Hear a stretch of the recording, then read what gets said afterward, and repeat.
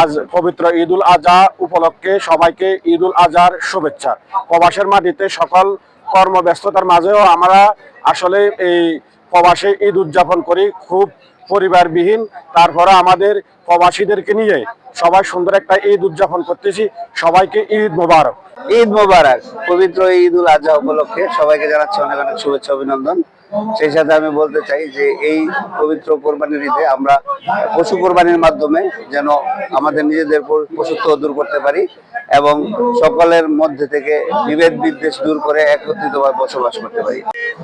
সকল মুসলিম ভাই বোনদেরকে জানাচ্ছি পবিত্র ঈদ উল আজহার শুভেচ্ছা। ঈদ মুবারক।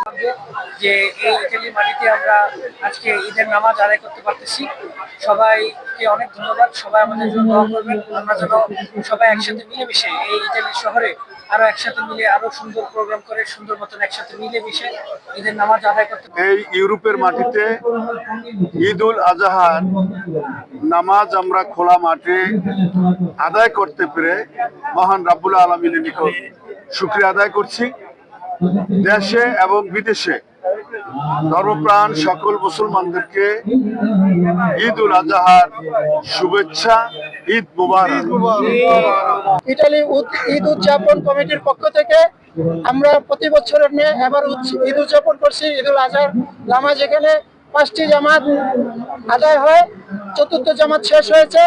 ইনশাল্লাহ 5টি জামাতেই অন্তত পক্ষে 10,000 লোক এখানে আমরা একসাথে ঈদের নামাজ পড়ি। এখানে সকল রাজনৈতিক, সামাজিক, আঞ্চলিক, সাংবাদিক, ব্যবসায়ী সকলে মিলে আমরা এক কাতারে দাঁড়িয়ে ঈদের নামাজ আদায় করি। ইতালি ঈদ উদযাপন কমিটির পক্ষ থেকে এই খোলা মাঠ থেকে আমি ঈদ উদযাপন কমিটির পক্ষ থেকে আপনাদের সকলের পক্ষ থেকে ঈদের শুভেচ্ছা জানাচ্ছি। ত্যাগের মহিমায় উদ্ভাসিত হোক সকলের হৃদয়।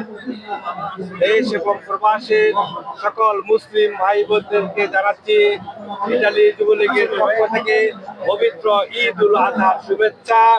ঈদ মুবারক।